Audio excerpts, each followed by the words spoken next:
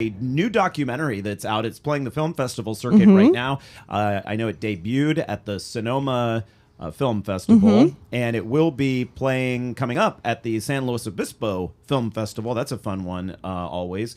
But it's called Somm, S-O-M-M, which is short for sommelier, and I hope I pronounced that correctly. Right. We can find out in just a moment.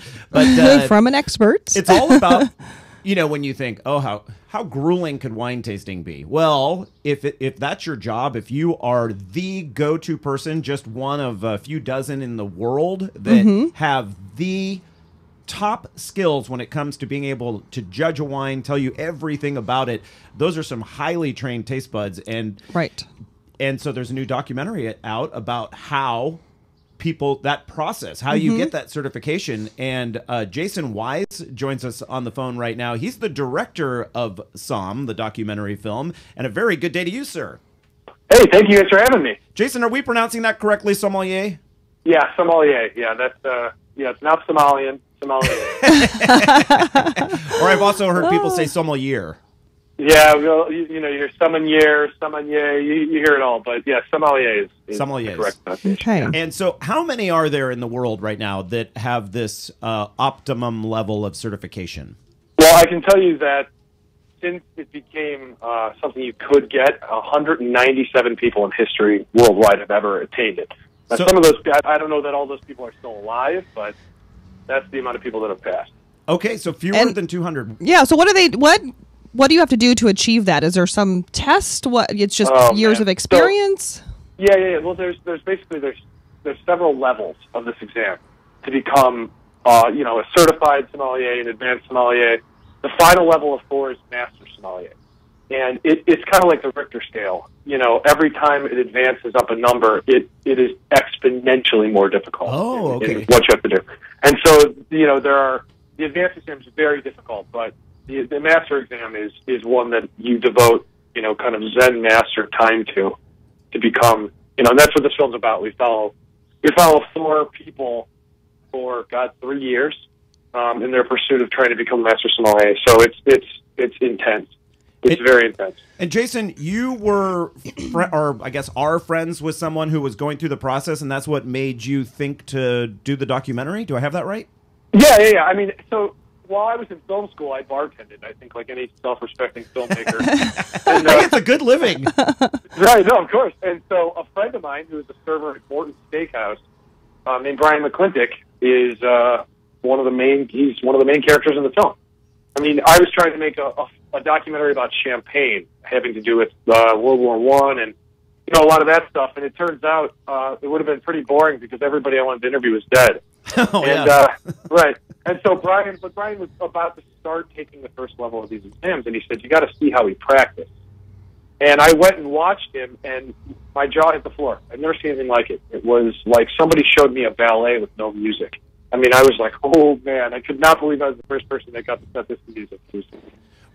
When people say that they are nervous about going wine tasting because, well, I just don't know that much about it, and everyone says, don't worry, relax, it's not that big of a deal. For these people, it's a big deal. Every little note or characteristic from the wine, things I can't even think of off the top of my head because they have to know. They have to know, right? Oh, yeah. I mean, you know, the big thing is not just what it is. I mean, it's an obvious thing a lot of times to them that it's, you know, a Cabernet from France. The thing that they have to get is vintage. They've got to get sub-region. They've got to get region. They've got to get all sorts of other descriptors that it's like showing your math work. Just from tasting. Oh, just from tasting. They have to call it on the nose first, though. Smell it. And then after that, they do tasting. Wow. Well, so Jason, you say you decided not to do something about war veterans because there weren't many around, but it doesn't seem like with just 190, some of these guys, there's very many of them around either. Who governs this? Who decides that you've attained that level? Well, there's a body called the Court of Master Sommeliers, and they're sort of the governing body that administers this exam.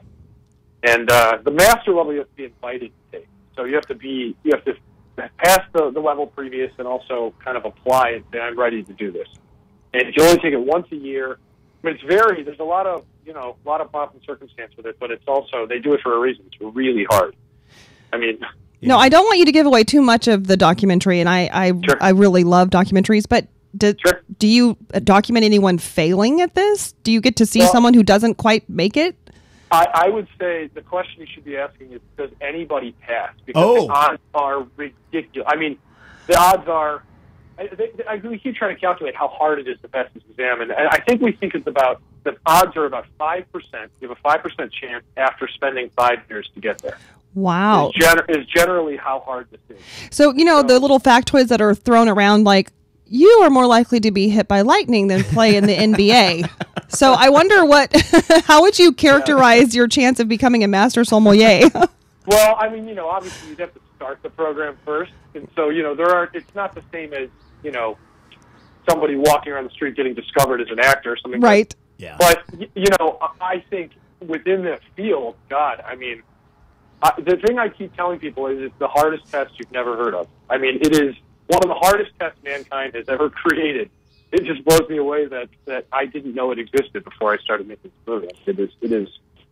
I didn't think about it. I just thought, well, this restaurant has a sommelier. I never thought to even look at the qualification, whether it was a master sommelier. Or how you would become that. Right. So I think you're opening a lot of people's eyes, and maybe that's why it's so popular on the film circuit right now, on the film festival circuit. And then you have some really good news to announce regarding this coming June. I do. This is actually, I think, the first time this is being said. Really? I mean, people know that the film was picked up for North American theatrical and visual distribution, which is in its own right, a very, very, very few amount of documentaries see theaters in the year. I mean, we're talking, you can count them on one hand. So sadly, yeah. That's huge. And it looks like it will be released in June. In June. So who picked you up? You have to, in order for that to happen, you have to have a distributor, right? Yep, we got picked up by Samuel Goldwyn Films, which is the distributor behind Super Size Me, and some other very successful films. So they have high hopes for this documentary. Jason, I just got chills on my arm.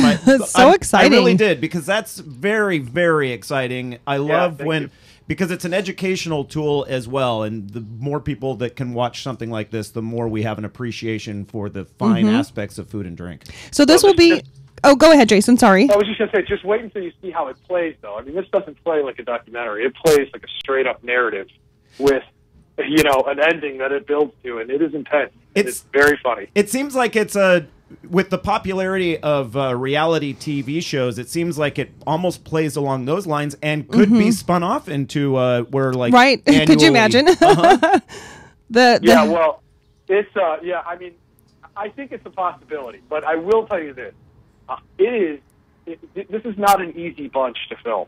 So my hat goes off to anybody who can do a long-term type of a situation. Well, as soon as you said it's the court of what's the name of the governing body?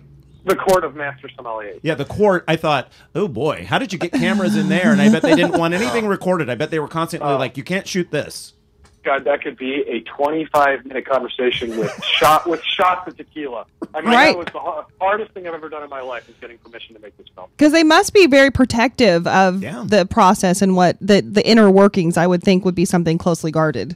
Extremely, and mainly it's for their candidates. They don't want them to be, they're already so in their head with what the wines might be and what questions might be on the exam. And so all these things, I think they were afraid it would inhibit people from passing even more.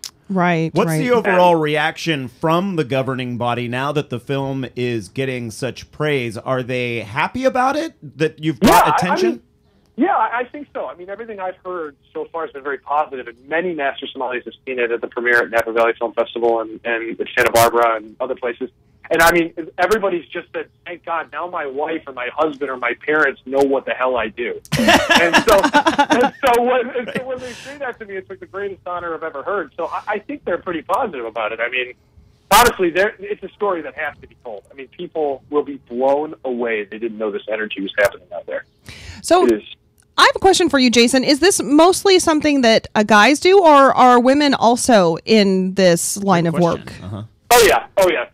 Tons of women. Okay. I was just curious about that. It's such a small group of people. I thought, I wonder if that's... And we're showing a series of pictures from the movie, and in every picture, a male is shown. So that was a great question, Patty, because I was kind of wondering the same thing. Yeah, well, I mean, the main four characters are men. Well, the main reason is they're all friends. They kind of go through it together. And I it see. creates quite a dramatic story. But there's several women in the film that, there's a master sommelier that's in the film, and several advanced candidates that are females. Mm-hmm. But yeah, I would say there's a probably equal women and men at the lower levels at the moment. In the higher levels, it's probably more male dominated, but I can't say for sure. Mm-hmm. Well, But Jason, yeah. Jason Wise, director of the documentary film Somm, S-O-M-M, coming to a film festival near you, and then to a theater, the type that show documentaries near you this coming June. I think it's fantastic. We have a link to your Facebook page at Eat, Drink, Explore under our program summaries. You can just do a simple Google search, S-O-M-M, and it'll turn up for you. Jason Wise, thank you so much for joining us today. Thank you. Stanley Smithville Film Festival, 8th and 9th. Yeah, we want to meet you when you're here, okay? Look forward to it. Thank Stick you. around, everyone. Travel deals coming up next.